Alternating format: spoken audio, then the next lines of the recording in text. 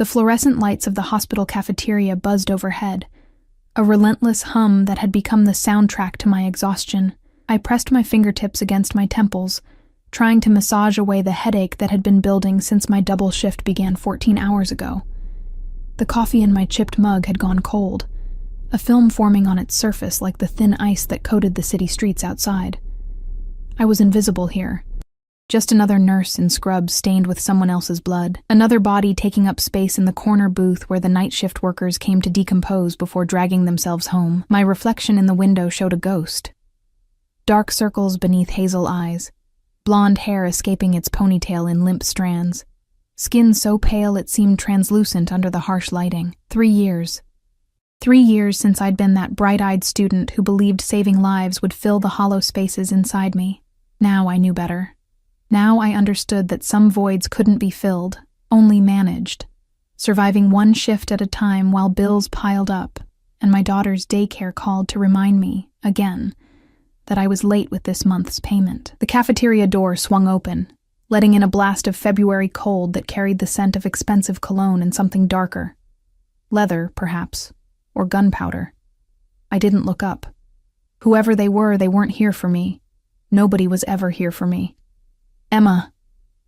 My body tensed before my mind could process the voice. That voice.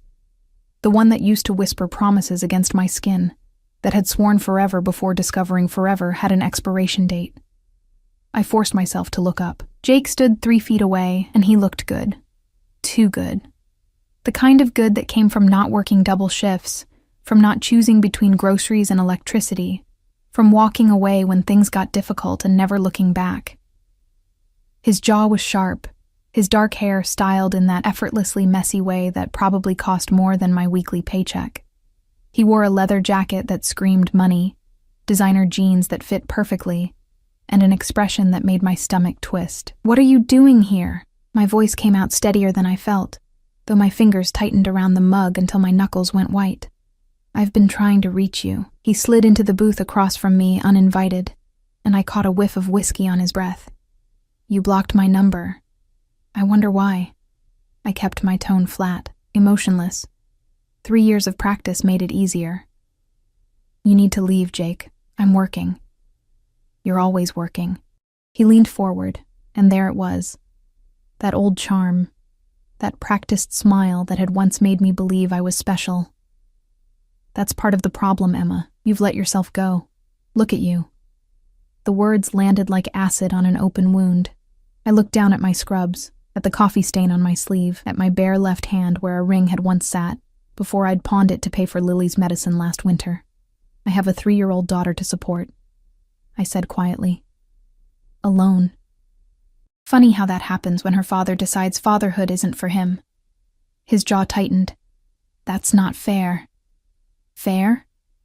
The word tasted bitter. "You want to talk about fair. I want to talk about us." He reached across the table, his hand covering mine. His palm was warm, soft. The hand of someone who'd never scrubbed blood from beneath his fingernails, who'd never worked until his feet bled. "I made a mistake, Emma, walking away from you, from Lily. It was the biggest mistake of my life. I should have pulled my hand away. Should have stood up, walked out, returned to my floor where Mrs. Patterson in 304 needed her medication, and Mr. Chen was probably calling for his 3rd pain pill of the night. But something kept me frozen. Not hope, not anymore, but a kind of morbid curiosity, like watching a car crash in slow motion. "I've changed," Jake continued, his thumb tracing circles on my wrist. "I'm doing better now. Really well, actually. I could help you, Emma. Help with Lily. We could be a family again. You haven't asked about her once." The observation came out sharper than I intended. "Not her birthday, not how she's doing, not if she remembers you. Which she doesn't, by the way. She was 6 months old when you left." "That's my point." His grip tightened, and something in his eyes shifted, something that reminded me why I'd blocked his number in the first place. "I want to fix that. I want to be there for her, for you. Jake. You belong to me, Emma." The words came out low, intense, carrying an edge that made the hair on the back of my neck stand up. "You always have. That little phase of playing nurse, of pretending you don't need me. It's over now. I'm here to take you home. The cafeteria suddenly felt too small, too warm despite the cold air that kept seeping in through the poorly sealed door. Other people were here, a janitor mopping in the corner, 2 residents arguing over a chart, a security guard buying chips from the vending machine. But they seemed miles away, separated from us by an invisible barrier that made their voices sound muffled and distant. I don't belong to anyone. I pulled my hand away, finally finding the strength to move. And I am home. This hospital. This job. This is my life now. A life I've built without you. Built? He laughed, but there was no humor in it. You call this building a life? Working yourself to death for minimum wage, living in that shoebox apartment in the worst part of town, barely scraping by? I can give you everything, Emma. Everything you've been struggling for. I don't want your money. You wanted it before. His voice dropped lower, and now the other people in the cafeteria definitely felt too far away. You wanted everything I had to offer. Or did you forget? The way you used to look at me, the way you'd stop. My face burned. That was a different person. I was a different person. You were mine. The possessiveness in those words made my chest tight. This wasn't love. Maybe it never had been. Maybe I'd been so desperate to feel wanted, so eager to believe someone could see me as more than ordinary, that I'd mistaken obsession for devotion. I stood up, my chair scraping against the linoleum floor. I have to get back to work. Jake stood too, faster than I expected, his hand shooting out to grab my wrist. Not hard enough to hurt, but firm enough to stop me. We're not done talking. Let go of me. Emma. The lady asked you to let go. The voice came from behind me, smooth and cold as winter rain. It carried an authority that made Jake's hand immediately release my wrist, made the entire cafeteria seem to hold its breath. I turned. A man stood near our booth, and my first thought was that he didn't belong here. Not in this fluorescent-lit cafeteria with its chipped tables and stale coffee smell. He belonged somewhere else, somewhere expensive, somewhere dangerous, somewhere that existed in the shadows between legal and lethal. He was young, maybe early 30s, with dark hair styled back from a face that could have been carved from marble, sharp cheekbones, a strong jaw, lips that looked cruel even in their perfect symmetry. But it was his eyes that held me, dark, almost black in the harsh lighting, and completely focused on Jake with an intensity that made my mouth go dry. He wore a black suit that probably cost more than my car, perfectly tailored to shoulders that suggested he knew how to handle himself in a fight. A white shirt, open at the collar, revealed tan skin and the edge of what might have been a tattoo. No tie. Something about that missing tie felt deliberate, like a concession to civility he wasn't quite willing to make.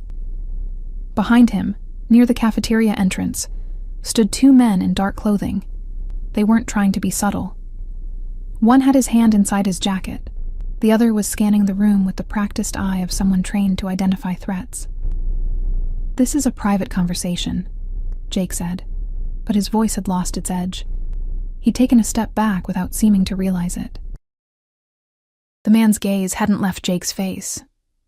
"Is it?" His accent was hard to place, American, but with cultured undertones that suggested expensive schools and European influences, because from where I'm standing it looked like harassment. "I'm her," Jake started. "Ex-boyfriend," I supplied quickly, finding my voice. "He was just leaving." "Was I?" Jake's attention snapped back to me, and I saw anger flash in his eyes. Real anger now, the kind that used to make me lock myself in the bathroom until he calmed down. "We're not finished, Emma. You can't just—" She said you were leaving. The stranger moved, a subtle shift that somehow placed him between me and Jake. It wasn't aggressive exactly, but the message was clear. "I suggest you listen." Jake's hands clenched into fists. For a moment, I thought he might do something stupid. But then his eyes slid to the 2 men by the door, and whatever he saw there made his face go pale. "This isn't over," he said to me, his voice shaking with barely controlled rage. "You belong to me, Emma. Sooner or later you'll remember that." He pushed past the stranger, shoulder-checking him in a pathetic display of bravado that the man didn't even acknowledge, The cafeteria door swung shut behind him with a hollow bang that echoed in the sudden silence. I realized I was shaking. "Are you all right?" The stranger's voice had changed, softened somehow, though his eyes remained hard as obsidian. "I'm fine." The lie felt automatic. "Thank you for intervening. You didn't have to do that." "Yes," he said simply. "I did." He looked at me then, really looked at me, and I felt stripped bare under that gaze, like he could see through the exhaustion and the scrubs and the carefully constructed walls I'd built around myself, like he was cataloging every detail. The tremor in my hands, the pulse hammering in my throat, the way I couldn't quite catch my breath. "You work here?" he asked. "I'm a nurse, pediatric ward." Why was I telling him this? I should get back. My shift. "You're Emma." It wasn't a question. My blood went cold. "How do you—" "Your name tag." He gestured to my chest, where my ID badge hung on a lanyard. "Emma Chen, RN." Of course, the logical explanation. So why did it feel like he'd known my name before reading that badge? "Thank you again," I said, trying to edge around him. "But I really need to—" "He'll be back." The word stopped me. "What?" "Men like that always come back." He pulled a card from his inner jacket pocket, holding it out to me between two fingers. "When he does, call this number." I stared at the card. Heavy stock, expensive paper, with nothing but a phone number embossed in black. No name, no title, no company. "I don't understand. Who are you?" His lips curved into something that might have been a smile if it had reached his eyes. Someone who doesn't like seeing people pushed around. He pressed the card into my palm, his fingers warm against my cold skin. "Keep it. You'll need it. I don't even know your name. Dante." He said it like it should mean something, like I should recognize it. I didn't. "Keep that card safe, Emma." He turned to leave, his guards immediately flanking him. But at the door, he paused, looking back over his shoulder. "And lock your doors tonight. All of them." Then he was gone, leaving behind only the scent of expensive cologne and the feeling that something in my carefully controlled life had just shifted irrevocably off its axis. I looked down at the card in my hand. Just a phone number. Nothing else. The fluorescent lights buzzed overhead. My cold coffee sat abandoned on the table. Somewhere upstairs, Mrs. Patterson needed her medication.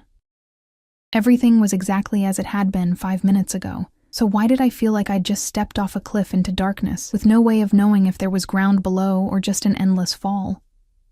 I slipped the card into my pocket and went back to work, unaware that upstairs in the VIP wing I'd never had clearance to enter, Dante Salvatore stood by a window overlooking the parking lot, watching Jake peel out of the hospital garage with the kind of reckless anger that got people killed. "Background check," he said to the man on his left, his underboss and oldest friend. "Everything. Who he is, where he works, who he owes, who he's fucking. I want to know what brand of toothpaste he uses." "Boss, she's nobody. Just a nurse. Getting involved." "Did I ask for your opinion, Marco?" "No, sir." Dante's jaw tightened as he watched Emma's battered Honda Civic eventually pull out of the staff lot an hour later, its exhaust pipe hanging low, one taillight out. She'd be driving home to that apartment in the South End, the one with the broken lock on the front door and the landlord who never fixed anything.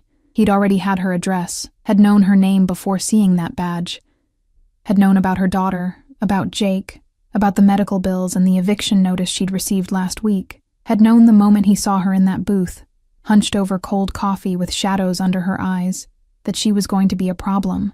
The kind of problem that ended with blood on his hands and his carefully constructed empire teetering on the edge of exposure. The kind of problem he should walk away from. He pulled out his phone, scrolled to a contact, and typed, "Put a detail on her, 24/7. Nobody gets close without my clearance." The response came immediately. Understood. Dante pocketed his phone and turned away from the window, his expression unreadable in the reflection. He was many things. A businessman, a criminal, a killer when necessary. But he was also his father's son, raised with codes that men like Jake wouldn't understand, and one of those codes was simple. You protected what was yours, even if she didn't know she was his yet. The apartment was dark when I finally dragged myself up the 3 flights of stairs. my feet screaming in protest with each step. The building superintendent still hadn't fixed the light in the stairwell. Hadn't fixed it in the 8 months since I'd moved in, and probably wouldn't fix it in the 8 months to come. I'd learned to navigate by memory, counting steps, feeling for the railing that wobbled dangerously under my weight. Lily was with Mrs. Rodriguez downstairs, probably already asleep on her couch surrounded by the old woman's 17 cats. I'd pick her up in the morning before my next shift, let Mrs. Rodriguez add another day to the running tab of babysitting debts I'd somehow repay when my financial situation stopped being a controlled avalanche toward bankruptcy. My keys rattled in the lock, the deadbolt I'd installed myself after the break-in 2 months ago. The super had shrugged when I reported it, said this neighborhood attracted that kind of trouble. Maybe I should move somewhere safer, as if I had choices. As if safe places existed for single mothers working minimum wage jobs with maxed out credit cards and student loans that would outlive me. The door swung open into darkness that smelled like the vanilla candles I burned to mask the mold growing in the bathroom. I fumbled for the light switch, my fingers finding it just as my exhaustion-fogged brain registered something wrong. Someone had been here. The realization hit like ice water. Nothing obvious. No overturned furniture. No smashed windows. But little things. The mail on the counter was arranged differently than I'd left it. The kitchen chair wasn't quite pushed in.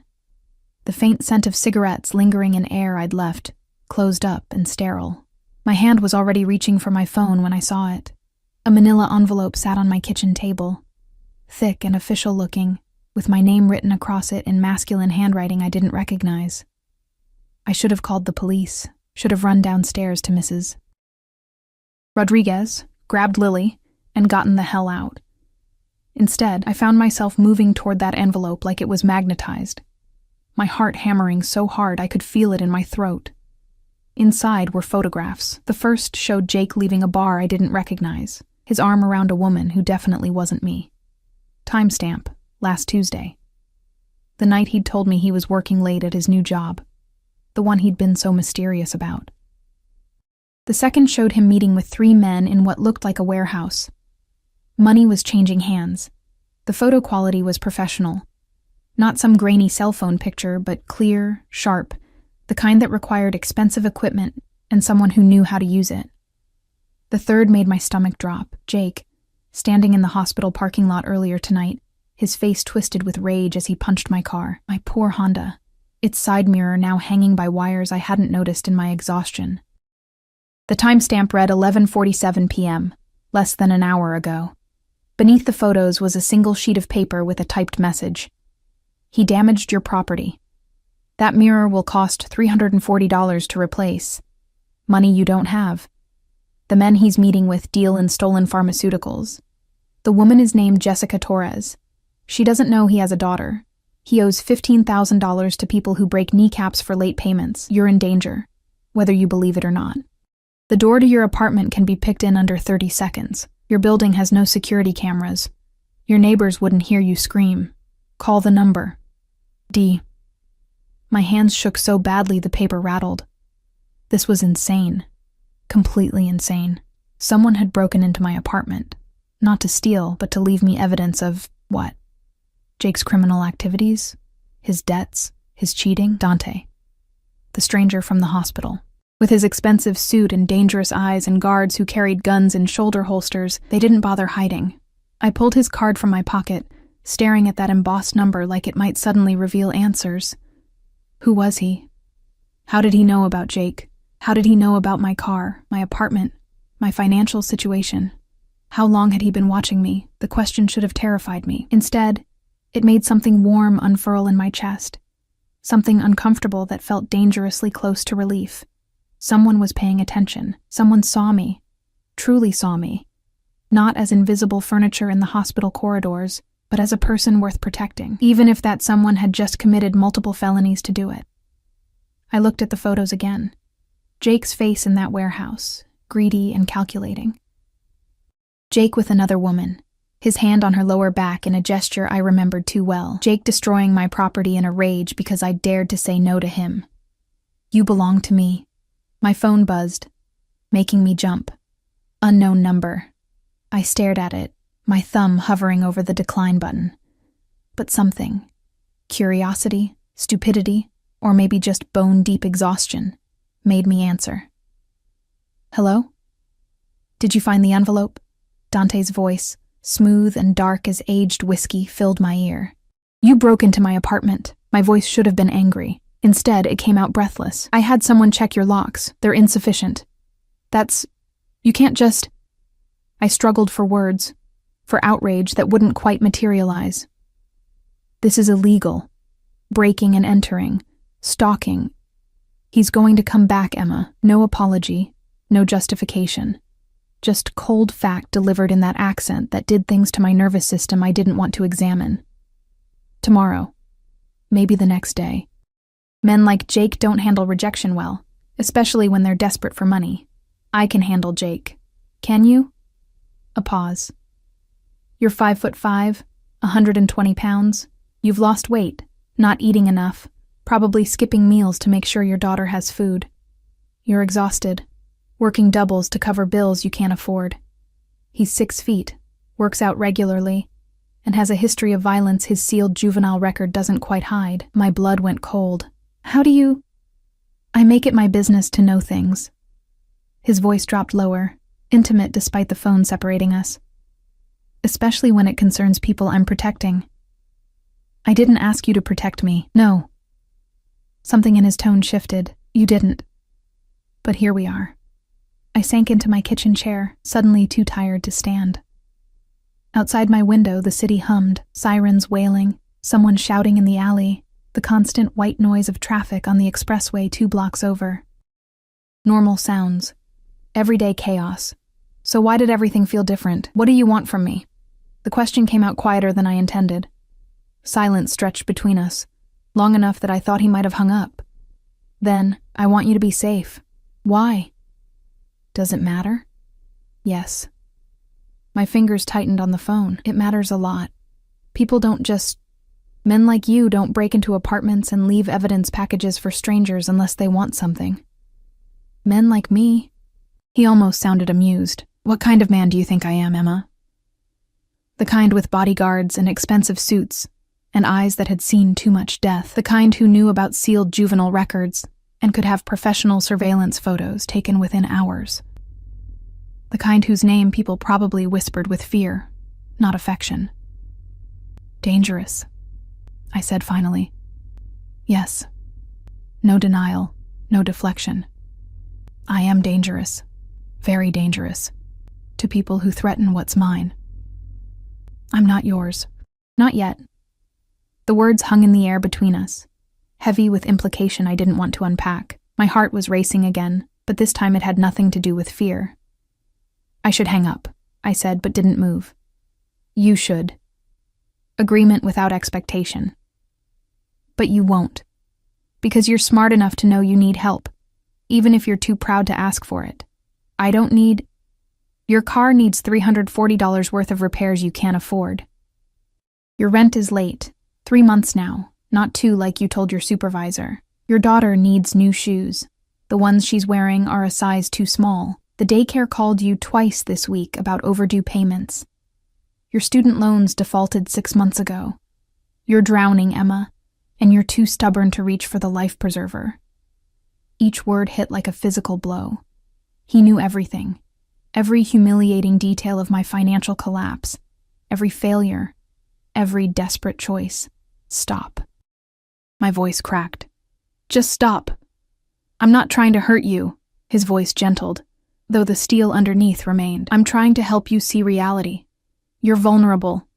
Jake knows it. Those men he owes money to know it. And they'll use it. Use you. Use your daughter to get what they want. And what do you want? I was crying now, silent tears tracking down my face. Really? What's your angle? Another pause. Then, tomorrow someone will come to fix your car. Don't argue with him. Don't offer to pay. It's done. Your landlord will also receive a payment covering your back rent and the next 6 months. Again, don't argue. I can't accept. You can, and you will. Command now. The voice of someone used to absolute obedience. Because your pride isn't worth your daughter's safety. Because refusing help when you need it isn't strength, it's stupidity. And you're not stupid, Emma. You don't know me. But even as I said it, I knew it was a lie. He did know me. Knew me better than people I'd known for years. Knew my weaknesses, my fears, my failures. I know enough. A sound in the background. Voices. Someone calling his name. I have to go. Lock your doors. All of them. And Emma? What? Get some sleep. You're working another double tomorrow, and you need to be sharp. He hung up before I could respond. I sat in my dark kitchen, phone still pressed to my ear, listening to dead air. The photos were spread before me, evidence of a life spinning further out of my control. Outside, the city continued its eternal symphony of chaos. My hands were shaking again, but this time I couldn't tell if it was fear or something else entirely. Something that felt uncomfortably like anticipation. The next morning arrived too quickly, dragging me from fitful sleep where dangerous men with dark eyes chased me through endless hospital corridors. Lily was already awake when I stumbled downstairs to collect her, singing to Mrs. Rodriguez's cats in that pure, unself-conscious way only 3-year-olds could manage. Mama! She launched herself at my legs, and I caught her, breathing in the baby shampoo scent of her hair. This was why I kept going. Why I worked doubles and skipped meals and pretended I wasn't drowning. Thank you, Mrs. Rodriguez. I set Lily down, reaching for my wallet even though I knew it was empty. The old woman waved me off. Next time, Mija, you look terrible. Are you eating? I'm fine. You're not fine. She paused, her eyes widening as she looked past me toward the street. Dios mío. Emma, whose car is that? I turned. A man stood beside my Honda, or what had been my Honda. The side mirror was fixed, but that wasn't all. The car gleamed like it had just rolled off a showroom floor. New paint covered the rust spots.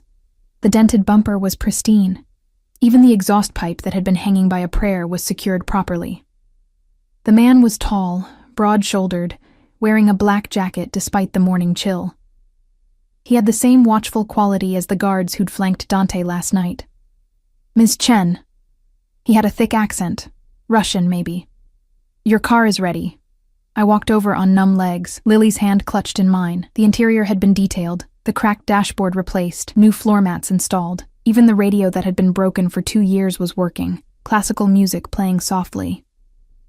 I can't. Words failed me. The man handed me the keys, his expression carefully neutral. Mr. Salvatore sends his regards. He also sent this. He produced an envelope. Not manila this time, but cream-colored, expensive, for the little one. He was gone before I could respond, disappearing into a black SUV with tinted windows that pulled away from the curb like a shark gliding through dark water. Lily tugged my hand. Mama? Who was that man? Why is our car pretty now? I stared at the envelope, my name written in that same masculine handwriting from last night. Inside was a gift card to the children's shoe store downtown for $500 and a note. Every child deserves shoes that fit. Something in my chest cracked open. Some wall I'd been maintaining through sheer force of will. I thought about last night, about refusing help, about pride and stubbornness, and the myth of making it alone. I thought about Jake's face twisted with rage, about men who dealt in stolen pharmaceuticals, about debts and kneecaps and danger I couldn't fight with 12-hour shifts and determination. I thought about Lily, singing to cats in a neighbor's apartment because I couldn't afford real daycare, about shoes that pinched her growing feet, about the future I was trying to build from rubble and optimism. Then I pulled out my phone and dialed the number on that embossed card. He answered on the first ring. Thank you. My voice barely worked. For the car, for the everything, you're welcome. Satisfaction in his tone, though I suspect you're calling for another reason. He was right. God help me.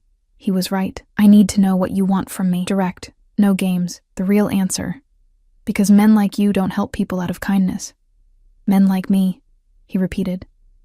And this time I heard the edge underneath. You keep saying that. Maybe you should reserve judgment until you actually know what kind of man I am. Then tell me. A long pause.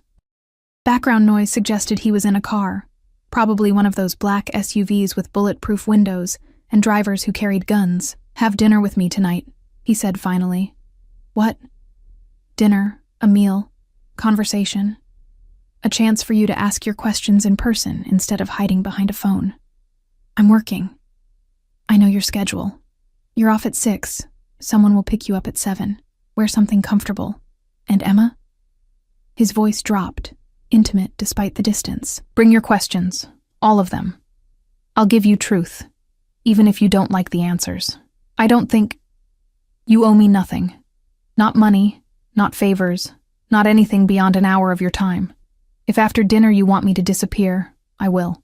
You'll never hear from me again. The car is yours regardless. The rent is paid regardless. No strings." It was the no strings that decided it. Because I recognized a lie when I heard one. Heard it in my own voice enough times. Everything had strings. Everyone wanted something, but at least he was honest about the dishonesty. 7 o'clock, I agreed. 1 hour, then you leave me alone. If that's what you want. A pause. But Emma? I don't think it is. He hung up before I could argue, leaving me standing beside my transformed car with my daughter's hand in mine, and the uncomfortable feeling that I'd just agreed to something far more dangerous than dinner. Mrs. Rodriguez was watching from her window, crossing herself like she did when ambulances screamed past with their lights blazing. "That man," she called down, "the one who fixed your car. He's not a good man, mija." I knew that. Had known it the moment I saw him in that cafeteria with danger rolling off him like cologne. But Jake wasn't a good man either, and he'd almost destroyed me with charm and promises. At least Dante was honest about being dangerous. The black car arrived at precisely 7 o'clock, idling at the curb like a panther waiting to pounce. Not an SUV this time, but a sedan. Sleek, expensive, the kind that whispered wealth instead of shouting it. The windows were tinted so dark I couldn't see inside, but I knew who had sent it. I'd changed 3 times before settling on dark jeans and a cream sweater. The nicest things I owned that didn't have stains or holes. My hair was down, falling past my shoulders in waves I'd actually had time to style. Makeup covered the shadows under my eyes. I almost looked human instead of the walking corpse who haunted hospital corridors. Mrs. Rodriguez had Lily again. Blessing her, the old woman had taken my daughter without questions, just pressed rosary beads into my palm, and told me to be careful. I'd left them on my kitchen counter, unsure whether I believed in protection that came from prayer. The driver emerged as I approached. A different man than this morning, but cut from the same cloth. Dark suit, watchful eyes, the kind of stillness that came from military training or prison time. He opened the rear door without a word. The interior smelled like leather, and something spicy. Dante's cologne, I realized. He wasn't inside, but his presence lingered like smoke. "Where are we going?" I asked as the driver pulled smoothly into traffic. "Mr. Salvatore is waiting for you." His eyes met mine in the rearview mirror. 20 minutes. I watched the city slide past the windows, familiar streets giving way to neighborhoods I'd only seen in magazines. The buildings grew taller, cleaner, the kind of places where doormen wore uniforms and residents had names that appeared in society pages. We passed restaurants with Michelin stars, boutiques where a single dress cost more than my monthly rent, art galleries showcasing paintings I'd only ever seen in textbooks. This wasn't my world, would never be my world, so what was I doing here? The car pulled up to a building that made my breath catch, all glass and steel jutting into the sky like a blade. The driver opened my door, gesturing to the entrance where another suited man waited, Ms. Chen. This one had an Italian accent, his smile professional but not unkind. "Mr. Salvatore is expecting you. Please, follow me." We bypassed the lobby entirely, entering a private elevator that required a key card to operate. The man inserted his, pressed the button for the top floor, then stepped out, leaving me alone as the doors whispered shut. My reflection stared back at me from polished brass. A woman in borrowed courage, pretending she belonged in elevators that cost more than her education. My hands were shaking again. I clasped them together, forcing my breathing to slow. The elevator rose so smoothly I barely felt the movement, just watched the floor numbers climb. 20, 30, 40, 50, 60. Finally, it stopped at 65. The penthouse. The doors opened onto a private foyer that stole what little breath I had left. Floor-to-ceiling windows overlooked the city, its light sprawling like fallen stars across the darkness. The space was open, modern, decorated in blacks and grays and deep blues that suggested money spent by someone with actual taste. Abstract art adorned the walls, originals, I suspected, not prints, furniture that looked like it belonged in museums. A grand piano sat near the windows, its surface reflecting the city lights, and standing by those windows, silhouetted against the glowing cityscape, was Dante. He turned as I entered, and something in my chest tightened painfully. He'd shed the suit jacket, wearing only black slacks and a white dress shirt with the sleeves rolled to his elbows. The casual elegance made him more dangerous somehow, more real. His dark hair was slightly mussed, like he'd been running his fingers through it. In this light, I could see details I'd missed in the cafeteria. The sharp line of his jaw, the sensual curve of his mouth, the way his eyes tracked my every movement like a predator assessing prey. Emma. My name on his lips sent shivers down my spine. You came. You paid my rent. I stayed near the elevator, maintaining distance. Felt rude to decline, his lips curved. I hoped you came for better reasons than obligation. Did you? I forced myself to step forward to meet his eyes, because I don't understand what's happening here. Any of this. You're a stranger who knows everything about me, who breaks into my apartment and pays my bills and sends men to fix my car. Normal people don't do that. No. He moved toward me, each step measured. They don't. So what are you? Drug dealer? Arms trafficker? I pulled the words from crime dramas, from news reports. Hitman? I'm a businessman. That's not an answer. He stopped a few feet away, close enough that I could smell his cologne, see the flecks of amber in his dark eyes. My family has interests. Import, export, real estate, entertainment. We facilitate transactions between parties who require discretion. That's corporate speak for illegal. It's pragmatic speak for operating in gray areas. He tilted his head slightly. The world isn't black and white, Emma. Surely working in a hospital has taught you that. How many patients have you seen die because they couldn't afford treatment? How many insurance companies have denied coverage for procedures that would save lives? The law isn't morality, and morality isn't always legal. That's a convenient philosophy for a criminal. Yes. No denial, just that maddening honesty. It is. I didn't know whether to be angry or impressed. And Jake? How do you know him? Something dark flickered across Dante's face. Your ex-boyfriend is a small-time thief with delusions of grandeur. 6 months ago, he stole from someone who works for someone who works for me. The merchandise was recovered, but his debt remains. $15,000 plus interest. My stomach dropped. He owes you money. Indirectly. The men he owes answer to me, eventually. Everything in this city does. He said it without arrogance, just fact. When I saw him with you in that cafeteria, I had him investigated. Discovered his connection to you, to your daughter. Discovered what he'd done, abandoning you, abandoning her. Discovered what he was planning to do, which is use you as collateral. The words came out flat, emotionless. Offer you to his creditors as payment. A beautiful woman, a nurse with access to hospital supplies and patient records. There are men who would consider that valuable. The room tilted. I reached for something to steady myself, found the back of a leather chair. That's insane. He wouldn't... He's Lily's father. He abandoned her before she could walk. Dante's voice hardened. He's not a father. He's a sperm donor with legal claims and dangerous debts, and he sees you as a resource, not a person. You can't know that. I know exactly that. He moved closer, and I should have backed away, but couldn't seem to make my legs work. I've seen men like him my entire life. Men who take and take until there's nothing left, then discard what they've destroyed. He will hurt you, Emma. Will use you. Manipulate you. Maybe even traffic you if it means clearing his debts. And when he's done, he'll tell himself he had no choice. Stop. I pressed my hands to my face, trying to process. This is too much.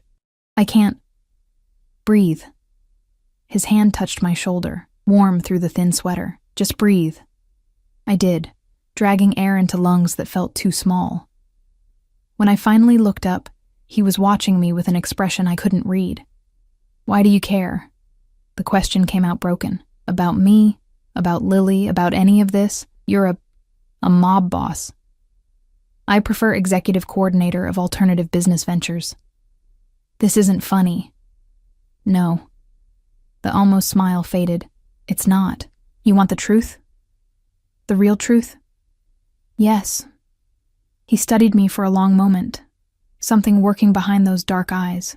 Then, my mother was a nurse, pediatric ward like you. She worked doubles, skipped meals, wore shoes until they fell apart, raised me alone after my father was killed when I was 3. The confession hung between us, unexpected and raw. She died when I was 16, he continued quietly. Aneurysm. Sudden. She was at work, covering for someone who called in sick. They found her in the supply closet, already gone. His jaw tightened. She spent her life taking care of other people's children while barely scraping by. Died with nothing. No savings, no insurance, no one to take care of the son she'd sacrificed everything for. I'm sorry. The words felt inadequate. Don't be sorry. Be smart. He stepped closer, and now we were barely a foot apart. I see her in you. That same exhaustion, that same stubborn pride. Working yourself to death because you believe it's what you have to do. And I see how this ends, Emma. I've already watched it end once. Understanding crashed over me. So this is about your mother. I'm just... What? A proxy? A second chance to save someone you couldn't save before? Maybe. His hand came up, fingers brushing my cheek so gently I almost didn't feel it. Or maybe I just don't want to watch another good person be destroyed by circumstances and bastards who see kindness as weakness. My breath caught.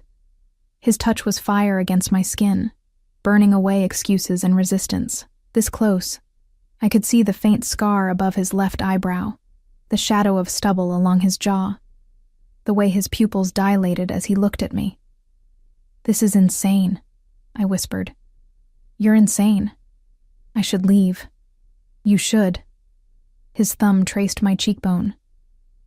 But you won't. Why not? Because you're tired of being alone. Tired of fighting battles you can't win. Tired of pretending you don't need help. His voice dropped lower, intimate. And because you feel this too, this thing between us, this pull. I did feel it. God help me, I did. Had felt it since that moment in the cafeteria when he'd stepped between me and Jake like an avenging angel dressed in Armani. Had felt it last night on the phone, in the dark, his voice wrapping around me like silk. I don't even know you, I managed. Then let me tell you. His hand moved to cup my face, tilting it up toward his. I'm 32 years old. I inherited my father's business at 19 and spent the next decade turning it into an empire. I'm wealthy enough that money is a tool, not a goal. I'm dangerous enough that most people cross the street when they see me coming. I've killed men who threatened what's mine, and I've slept soundly afterward. Each word should have sent me running. Instead, they rooted me to the spot. I don't have friends. I have associates, employees, people who fear me enough to be loyal. I don't have hobbies. I have assets and interests and investments. I don't do relationships. I have arrangements, transactions, mutually beneficial agreements. His eyes burned into mine, but then I saw you in that cafeteria, and something shifted. Something I didn't expect and don't quite understand. What? I barely breathed the word. Recognition. His other hand came up, framing my face between his palms. Like seeing something I didn't know I was missing until it was right in front of me. Like finding the other half of a combination lock, useless separately, but together. He didn't finish the sentence, didn't need to. I have a daughter, I said, desperate for something to break this spell, a 3-year-old who depends on me. I can't afford to make mistakes. I know. I've had background checks run on her daycare, her pediatrician, everyone who comes in contact with her. She's protected now, both of you are. That's not normal, I'm not normal. He leaned closer, his breath warm against my lips. I'm possessive, controlling, probably a dozen other red flags your instincts are screaming about, but I'm also honest about what I am and what I want, which is you. Simple, direct, devastating. In my life, in my bed, in my world. Safe, protected, mine. The last word sent heat flooding through me. You can't just claim people, watch me. Not arrogance, but absolute certainty. You've been surviving, Emma. I'm offering you a chance to actually live. No more double shifts unless you want them. No more choosing between groceries and electricity. No more fear every time your ex shows up wanting something. I'll take care of you. Both of you. All you have to do is let me, and in exchange, because there was always an exchange. Always a price. Be mine. His thumb stroked my cheeks, gentle despite the intensity in his eyes. Let me protect you. Let me give you the life you deserve. Let me show you what it feels like to be treasured instead of tolerated. I don't understand you, but my hands had come up to grip his wrists, holding him in place instead of pushing him away. Why me? You could have anyone. Models, actresses, women who actually belong in this world. I don't want someone who belongs here. His forehead touched mine, and the intimacy of it made my eyes sting. I want someone real. Someone who knows what matters. Someone who'd skip meals to make sure her daughter eats. Someone brave enough to work herself to exhaustion for people who don't even remember her name. Someone who looks at me and sees a man instead of a monster or a meal ticket. You are a monster, but the words held no heat. Yes. His lips curved against mine. Not quite a kiss. But I'm your monster now. If you'll have me. I should have said no. Should have walked away from this beautiful, dangerous man with his penthouse views and criminal empire and impossible promises. Should have protected myself. Protected Lily. Protected the small, hard-won life I'd built from nothing. Instead, I closed the distance between us and kissed him. He made a sound low in his throat. Surprise, maybe. Or satisfaction. Then his arms were around me, pulling me against a body that was all lean muscle and controlled strength. The kiss wasn't gentle. It was claiming. Possessive. The physical manifestation of everything he'd just promised. His mouth moved over mine with the confidence of someone who knew exactly what he wanted and refused to settle for less. I melted into it. Into him. Into the heat that bloomed between us. His hand slid into my hair, tilting my head back to deepen the kiss. I tasted whiskey on his tongue, felt the hammer of his heart against my palm when I pressed my hand to his chest. When we finally broke apart, we were both breathing hard. Dinner, he said roughly. I promised you dinner and answers. I don't care about dinner. The words tumbled out before I could stop them. I care about understanding what I just agreed to. What this is. This, he said, his thumb tracing my swollen lower lip, is me claiming you. This is you accepting my protection. This is the beginning of something neither of us can walk away from. That sounds like a threat. It's a promise. He kissed me again, softer this time, but no less possessive.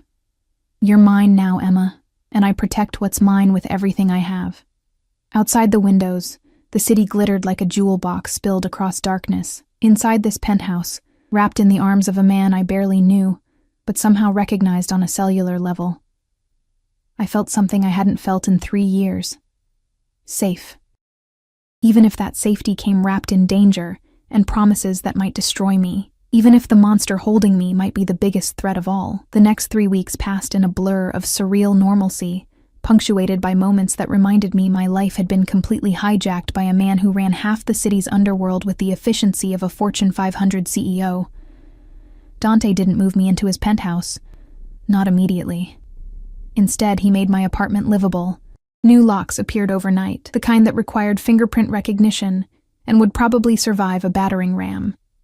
The mold in the bathroom vanished, replaced by pristine tile and fixtures that actually worked. My landlord suddenly became responsive, fixing every complaint I'd logged over 8 months in a single weekend. Incentive, Dante explained when I asked. He understands that keeping you happy is in his best interest. I didn't ask what kind of incentive. Wasn't sure I wanted to know. Work became easier too, though I insisted on keeping my job despite his obvious displeasure. But my shifts mysteriously shortened. No more doubles unless I volunteered. My student loan servicer called to inform me my account had been paid in full. My credit cards were suddenly at 0 balances. "Stop," I demanded during one of our nightly phone calls, because we talked every night now, his voice the last thing I heard before sleep. "You can't just pay off my debts. I need to do this myself." "Why?" Genuine confusion in his tone. "You work hard enough. Let me make your life easier. Because I'm not a charity case. Because I need to maintain some independence. Because you're stubborn and prideful and terrified of owing anyone anything." He'd paused. "The debts are paid, Emma. Consider it an investment in your future. In our future. Our future." The phrase made my stomach flutter, and my anxiety spike in equal measure. He sent cars for me, always different drivers, always the same careful attention.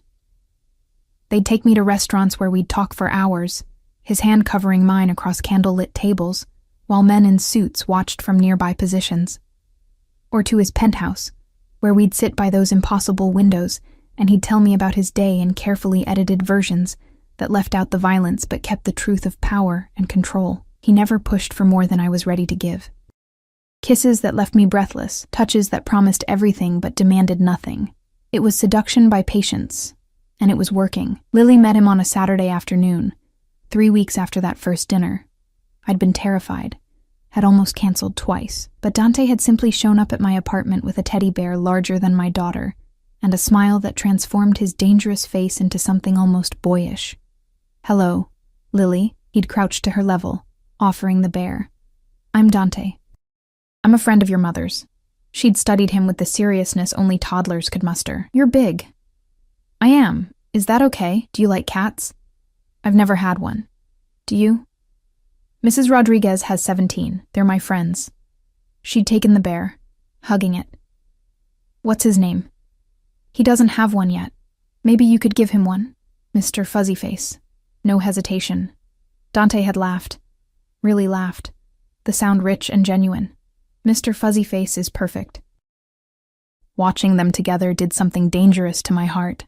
He was gentle with her, patient, letting her chatter about cats and daycare, and her favorite color, purple, which changed daily.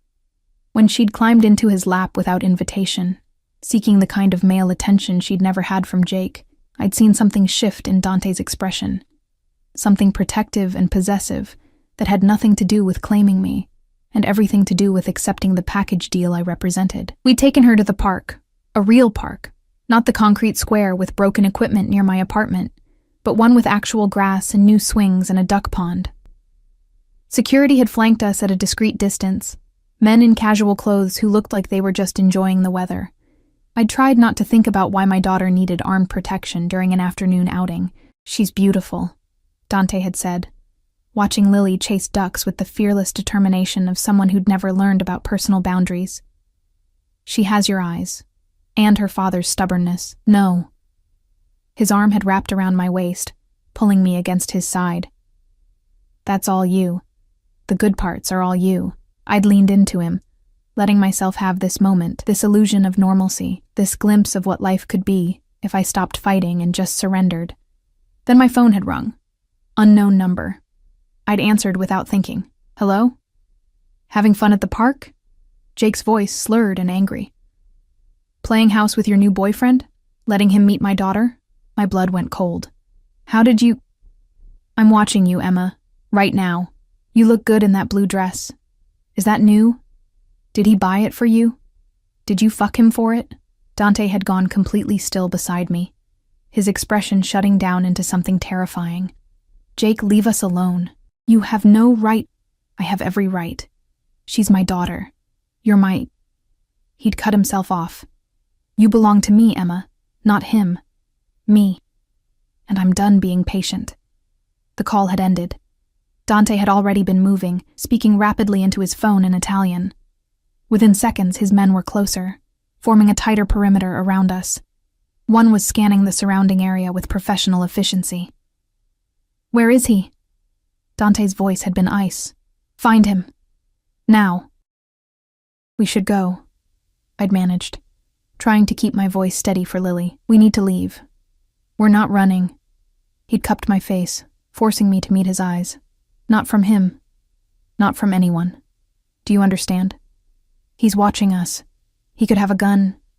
He won't touch you. Absolute certainty. He won't get within 100 yards of you or Lily ever again. I promise you that. And I'd believed him. God help me. I'd believed him completely. We'd left the park, surrounded by a moving fortress of men in dark clothes. Lily oblivious in Dante's arms, still chattering about the ducks. The car ride back had been silent, tense. Dante's jaw tight as he made call after call in that fluid Italian that reminded me how little I truly knew about his world. At my apartment, he'd carried Lily upstairs while I fumbled with the new locks. Mrs. Rodriguez had taken my daughter for the evening. Dante had slipped her something, bills probably, and the old woman had accepted without her usual protests about payment. Then we'd been alone. Tell me about him. Dante had poured himself whiskey from a bottle that hadn't been in my apartment that morning. Everything. Every threat.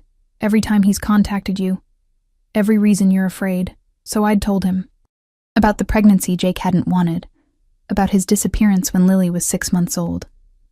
About the calls that came every few months, drunk and belligerent, demanding I take him back. About the time he'd shown up at the hospital, making a scene until security escorted him out. About my fear that he'd try to claim custody just to hurt me, even though he'd never wanted to be a father. Dante had listened in silence, his expression growing darker with each detail. He's a dead man, he'd said finally. Calm, matter of fact, like announcing the weather. What? He threatened you, threatened your daughter, stalked you to a public park, made it clear he intends to escalate. Dante had set down his glass. That's unacceptable. You can't just kill him. But even as I said it, I wasn't sure I meant it. I can do exactly that, have done it for less. He'd moved toward me, his hand settling on my shoulders, but I won't. Not if you don't want me to. This is your life, your choice. I'll respect whatever boundary you set. What's the alternative? I make him disappear, not permanently, just effectively. New city, new identity, enough fear that he never comes near you again. He'll understand that you're protected now. That touching you means forfeiting his life. That's still... I'd struggled for words. That's kidnapping. That's illegal. Yes. No apology. It is. I'd looked into his eyes, seeing the truth there. He would do this. Would commit felonies. Would use violence. Would cross every line I'd been taught to respect. All to protect me. All because in his world, threats weren't resolved through restraining orders and hope. I don't want you to kill him, I'd whispered. But I want him gone. I want to stop being afraid. I want Lily to be safe. Then consider it done. He'd kissed my forehead, gentle despite the violence in his words. By tomorrow, Jake will be on a plane to Seattle with a new job and a clear understanding that this city is no longer safe for him. He'll have money, enough to clear his debts and start over, but he'll also have a shadow, someone watching to ensure he never comes back. Just like that, you can just rearrange someone's entire life? I can rearrange anything. His thumb had traced my lower lip. Especially when it comes to protecting what's mine. There was that word again. Mine. Possessive and claiming and absolute. I should be horrified, I'd said. Should call the police, report you, run away from this insanity. But you won't. No. The admission felt like stepping off a cliff. I won't. Why not? I'd thought about it. About all the reasons I should be terrified of this man and his casual relationship with violence, but beneath the fear was something else. Something that had been growing since that night in the cafeteria when he'd stepped between me and Jake without hesitation. Because for the first time in 3 years, I feel safe. The words came out broken. Because you see me. Actually see me. Not just the uniform or the bills or the baggage. Because when you look at Lily, you don't see an obligation. You see a child worth protecting. She is worth protecting. His hands had framed my face. You both are. And anyone who threatens you will learn exactly what that protection costs. He'd kissed me then, deep and claiming, and I'd let myself fall into it, into him. into this dangerous, impossible thing we were building. Later that night, after he'd left, always leaving before things went too far, maintaining that maddening patience, I'd stood by my window watching his car disappear into traffic. My phone had buzzed with a text from an unknown number. A photo. Jake at the airport, 2 of Dante's men flanking him. The timestamp read, 11:47 p.m. Below it, problem solved. Sleep well, beautiful. I should have felt guilty. Should have felt something beyond this overwhelming relief. Instead, I'd climbed into bed and slept through the night for the first time in 3 years. The following Monday, I arrived at work to find my supervisor waiting by the nurse's station. Her expression carefully neutral. "Emma, can we talk in my office?" My stomach dropped. Had someone reported Dante? Had the hospital found out about my connection to a known criminal? Was I being fired? Her office was small, cluttered with files and coffee cups. She gestured to a chair, then sat across from me, her hands folded on the desk. "I received an interesting call this morning," she began, "from the hospital board. Apparently, an anonymous donor has established a scholarship fund for nursing staff pursuing advanced degrees. Full tuition, books, living expenses, everything covered." I stared at her. "Okay? You've been selected as one of the recipients." She slid a folder across the desk. "If you're interested in completing your master's degree, the program starts next semester. You'd continue working here part-time while studying. Full benefits maintained." My hands shook as I opened the folder. It was real. All of it. A path to the future I'd abandoned when I got pregnant, when Jake left, when survival became more important than dreams. "There's no obligation," my supervisor continued. "But Emma, you're a gifted nurse. You could do more than bedside care. You could teach, could specialize, could—" "Yes," the word burst out. "Yes, I want this," she smiled. "I thought you might. There's one condition, though." Of course there was. "What?" "The donor requested that you personally receive the information from them. They're waiting in the conference room." My heart hammered. Now? Now. I walked to the conference room on numb legs, knowing what I'd find before I opened the door. Dante stood by the window, his back to me, phone pressed to his ear. He was speaking Italian again, his voice low and authoritative. When he heard the door close, he ended the call and turned. Surprise. That almost smile played at his lips. "You did this." Not a question. "I invested in talent." He moved toward me. "The hospital benefits, you benefit, and I get to watch you become everything you're capable of being. Win-win." Dante, this is too much. The car, the apartment, my debts, and now this. I can't accept. "You can, and you will." He was close now, his cologne wrapping around me. "Because you deserve this. Because your daughter deserves a mother who isn't exhausted and financially destroyed. Because I want you to have choices, not just obligations." Why? The question I kept asking, kept needing answered. Why do all of this for me? His hand cupped my cheek, his thumb brushing away tears I hadn't realized were falling. "Because when I look at you, I see my mother. I see every woman who's been told to settle, to accept less, to be grateful for scraps. And I see a chance to rewrite that story. To give you what she never had, protection, security, opportunity. I'm not your mother. No." His forehead touched mine. "You're the woman I'm falling in love with. The woman I want to build a life with. The woman who's going to let me spoil her and her daughter because she's finally starting to understand she deserves it. Love." He'd said love. The word hung between us, terrifying and perfect. "I don't know how to do this," I whispered. "How to be with someone like you. How to accept help without losing myself. How do you learn?" His lips brushed mine. "We both learn. Together. What if I mess this up? What if I'm not enough for your world? My world is brutal and bloody and built on violence." His eyes burned into mine. "You're the only good thing in it, the only real thing. Don't worry about being enough for my world, Emma. Worry about whether my world is good enough for you." I kissed him then, there in that conference room with its view of the parking lot and the faint smell of burnt coffee. Kissed him like he was oxygen and I'd been drowning. His arms wrapped around me, holding me close. And for the first time since this insane journey began, I let myself believe it. Believe in him. In us.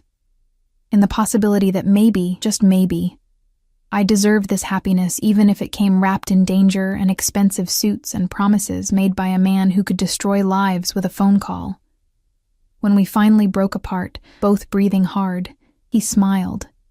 A real smile that transformed his face into something almost vulnerable. "There's a gala this Saturday," he said. "Charity event. Very boring, very formal. I need a date. I don't have anything to wear to a gala." "Yes, you do. Check your closet when you get home." At my expression, he laughed. "I sent sizes to a stylist. Nothing too presumptuous, just options. If you hate them all, we'll find something else." "But Emma?" "What?" "I want to show you off. Want everyone in this city to see you on my arm and understand that you're mine. That you're protected. That touching you means war." The possessiveness should have bothered me. Instead, it sent heat pooling low in my belly. "Okay," I agreed. "But Dante?" "Yes?" "If we're doing this, really doing this, I need honesty. Complete honesty. No more surprises. No more finding out about things after you've already done them." His expression sobered. "That's fair. Ask me anything. Have you killed people?" "Yes." "Recently?" "Within the last year, yes." The answer should have horrified me, should have sent me running. Instead, I just nodded. "Will you kill again?" "If someone threatens you or Lily, absolutely. No hesitation. Without question or remorse. What about innocent people? Collateral damage? I don't target innocents, but I won't lie. Sometimes people get caught in crossfire. I minimize casualties, but I can't eliminate the risk entirely." His jaw tightened. "If that's a deal breaker, tell me now." I thought about Jake, probably landing in Seattle right now with fear and money and a new life. Thought about the men in suits who watched from shadows, keeping us safe. Thought about Lily, sleeping soundly at night because monsters stood between her and other monsters. "It's not a deal breaker," I said quietly. "But I need you to understand, Lily comes first. Always. If your life, your business, ever puts her in danger, I'm gone. No discussion, no negotiation. Gone." "Agreed." Relief flooded his features. "She's my priority too now. Both of you are. I'll burn my entire empire before I let anything happen to either of you." He meant it. I could see the truth in his eyes, in the set of his jaw, in the way his hands tightened on my waist. "Okay then." I took a breath. "Let's do this. The gala, the relationship, all of it. Let's see where this goes. It goes everywhere," he said, kissing me again. "It goes to forever, if I have any say in it. Forever."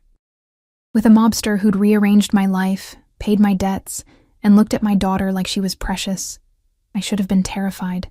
Instead, I felt like I was finally coming home. The gala was exactly as boring and formal as Dante had promised, held in a museum that had been transformed into a glittering showcase of wealth and power. Crystal chandeliers cast prismatic light across marble floors. String quartets played in corners. Waitstaff circulated with champagne and hors d'oeuvres that probably cost more than my weekly grocery budget. And I was terrified. The dress Dante's stylist had selected was midnight blue silk that hugged my curves before flowing to the floor in elegant waves. It was the most expensive thing I'd ever worn, probably worth more than my car had been before his intervention. Matching heels that made my legs look impossibly long.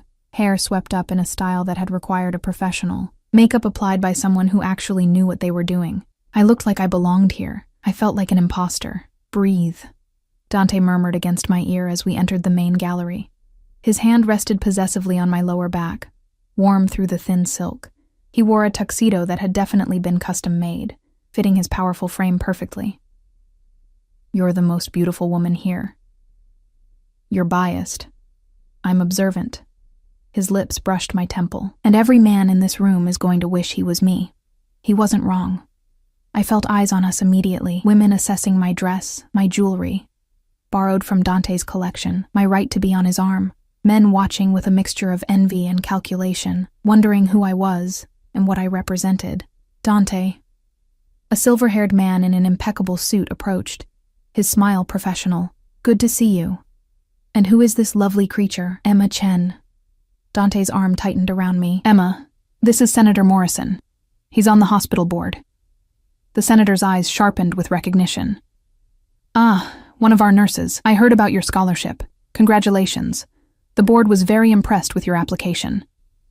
I hadn't submitted an application, but I smiled and thanked him anyway, playing the game I was only beginning to understand. The evening progressed in a blur of introductions. Business owners, politicians, socialites, all of them treating Dante with a deference that went beyond respect into something closer to fear. His legitimate businesses were mentioned frequently. His other interests remained unspoken, but clearly understood, and through it all, he kept me close.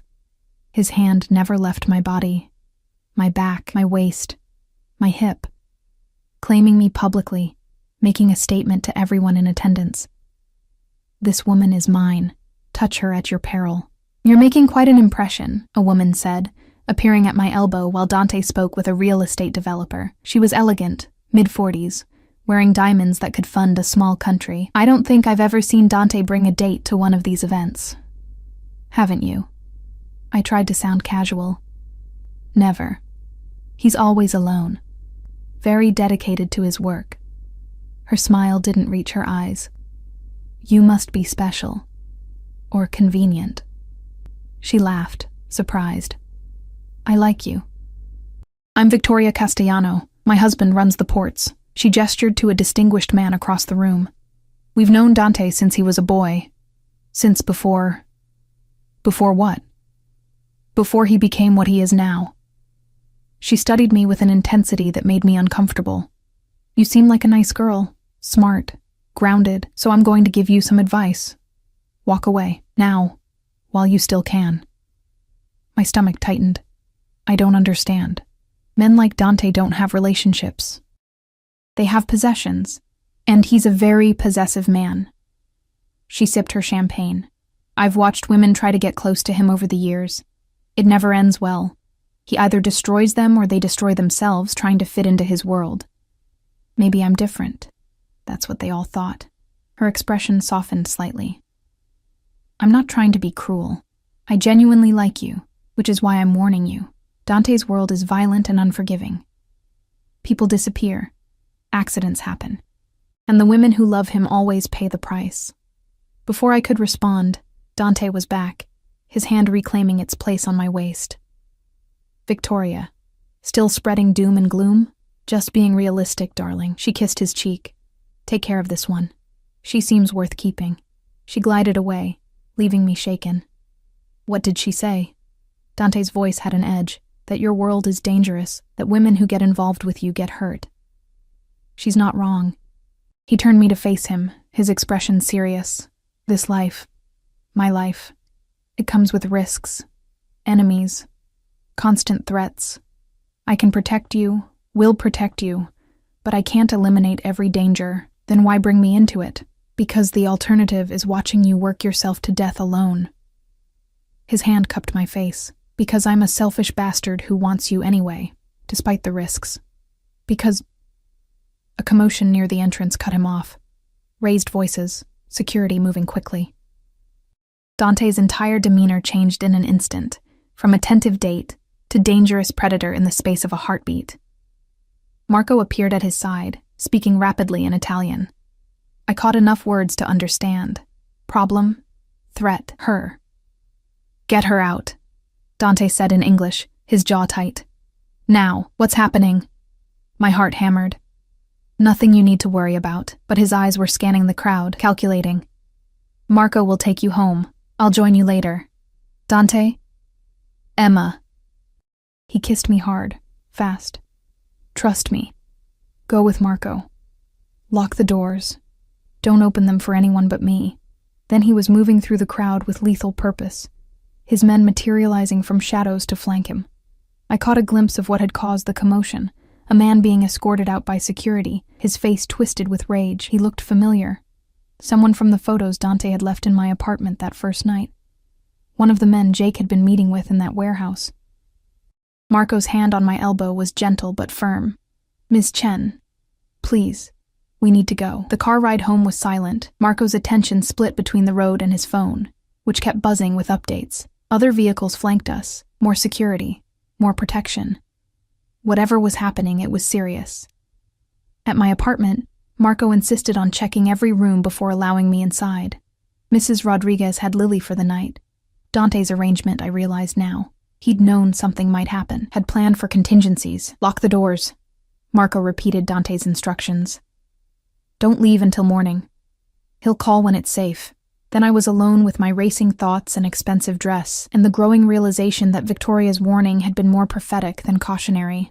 An hour passed. Then 2. My phone remained silent. I changed into comfortable clothes, scrubbed off the makeup, took down the elaborate hairstyle. Became myself again. Just Emma. Not the woman on Dante's arm at society galas. At midnight, my phone finally rang. Are you okay? Dante's voice was rougher than usual. Strained. I'm fine. What happened?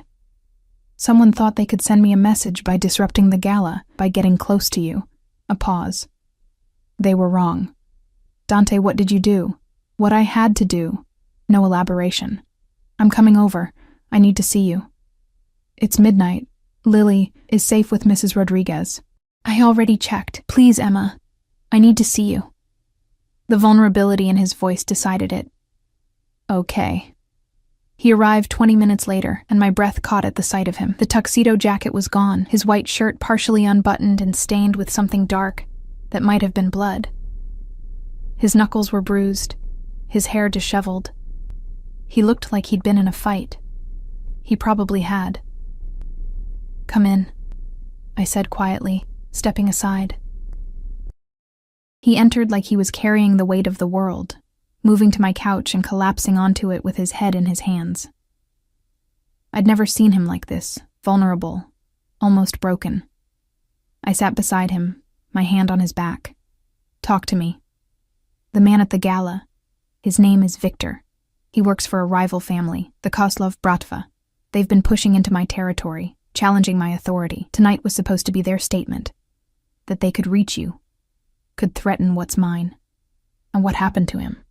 He's no longer a problem. Flat, emotionless. Then his hands dropped, and I saw his eyes. Dark with an emotion I couldn't name. They threatened you, Emma. Threatened to take you, to hurt you, to use you against me. And He trailed off, but I understood. Understood what he'd done, what he was capable of when protecting what was his.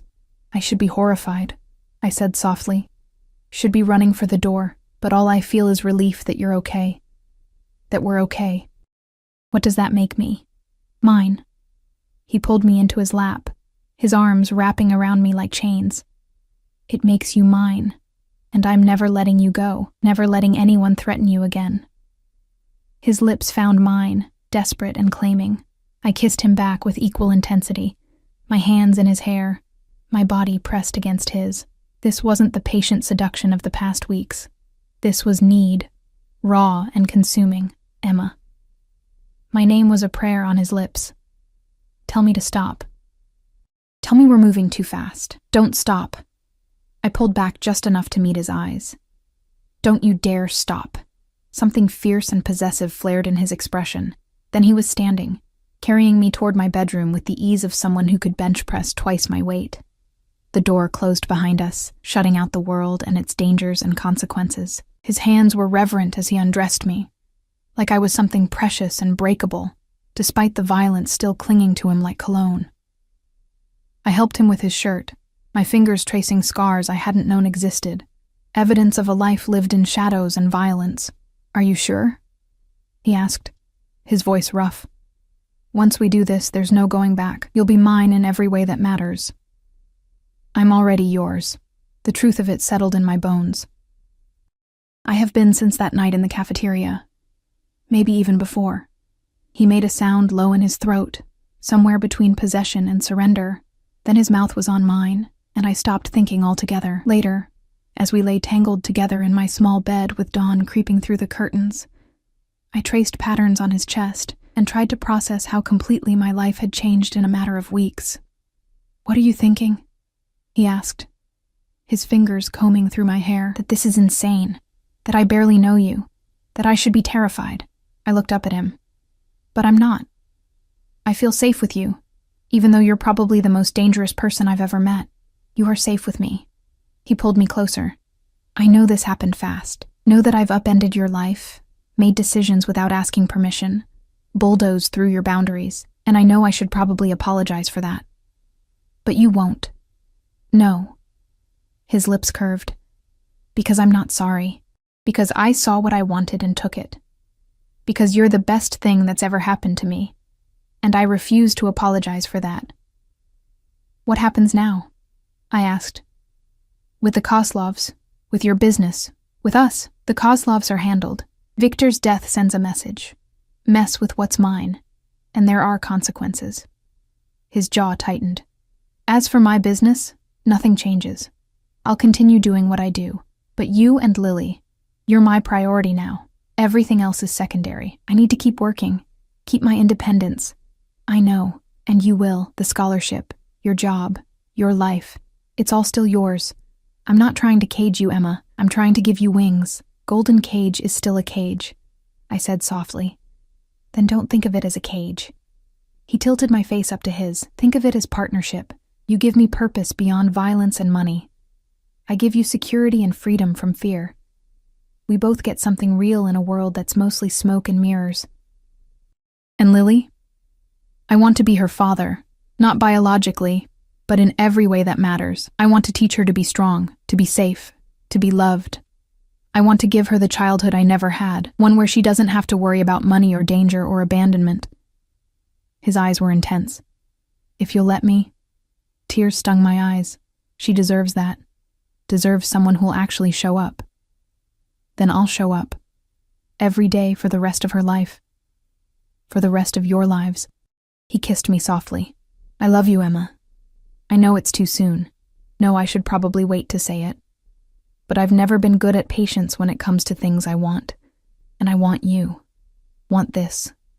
Want forever. I love you too.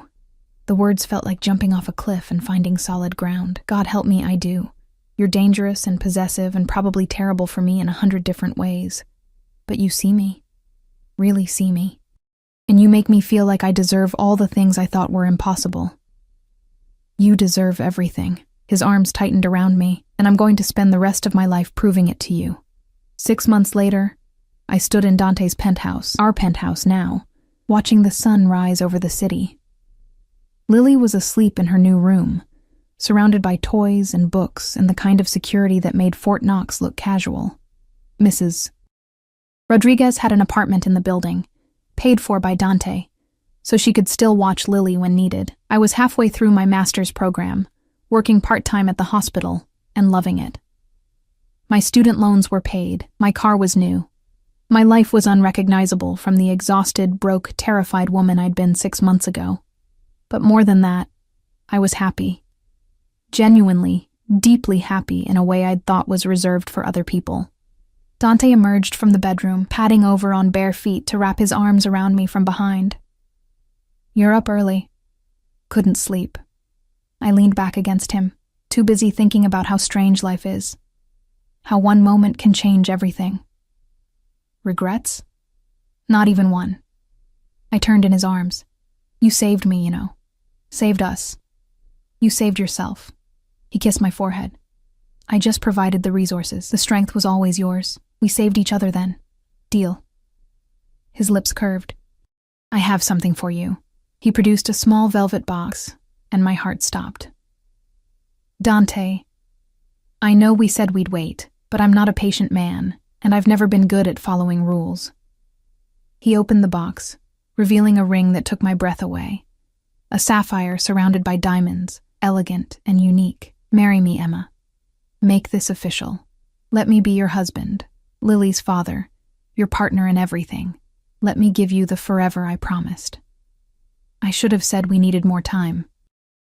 Should have worried about the implications, the dangers, the reality of marrying into his world. Instead, I said, yes. Because sometimes the most dangerous thing is also the safest choice. Because sometimes the monster is actually the hero. Because sometimes love doesn't make sense or follow rules or wait for the right moment. Sometimes it just is. He slid the ring onto my finger, and it fit perfectly. Of course it did. He'd probably had my ring size investigated along with everything else about me. "I love you," he said, kissing me like I was oxygen and he'd been drowning. My Emma, my salvation, my everything.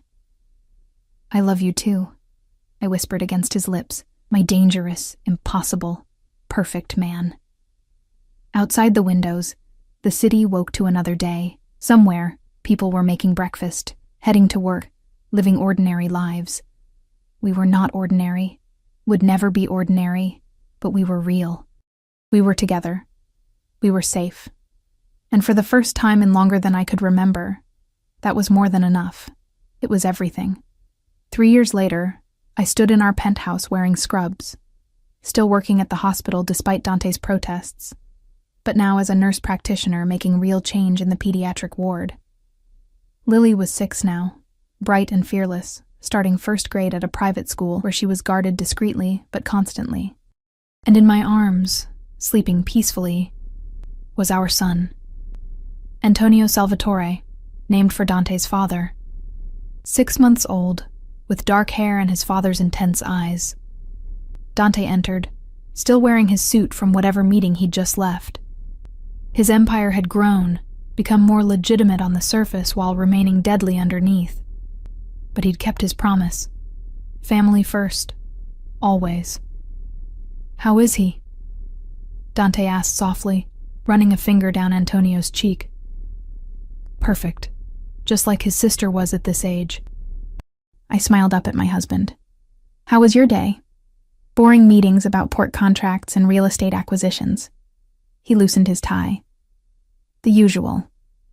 By usual, he meant business that probably skirted multiple laws. But I'd learned not to ask for details I didn't need. Had learned to live in the gray areas between legal and moral, between right and necessary. "Mrs. Rodriguez has Lily for dinner. She's making tamales." I shifted Antonio to one arm, reaching for Dante with the other. "Which means we have an hour to ourselves." Heat flared in his eyes. "An hour? Whatever will we do with that time? I have some ideas." I kissed him, still feeling that spark that had ignited the first time our lips met. "But first, I have news." "Oh?" "The hospital board approved my proposal. We're opening a free clinic in the South End, the neighborhood where I used to live. Full services, no questions asked, funded by anonymous donations." I met his eyes. "Your donations." His expression softened. "Your mother would be proud. Both our mothers would be." "I think so too." I handed him our son, watching as this dangerous, powerful man cradled our baby with infinite gentleness. "We're making a difference, Dante. A real difference." "You're making the difference. I'm just writing checks. You're doing more than that. You're proving that people can change. That we're not defined by where we come from or what we've done. That love can redeem even the darkest souls." "Careful," he murmured, pulling me close with his free arm. "You're going to make me think I'm actually a good man." "You are a good man. To me, to our children, to the people you choose to protect. That's what matters."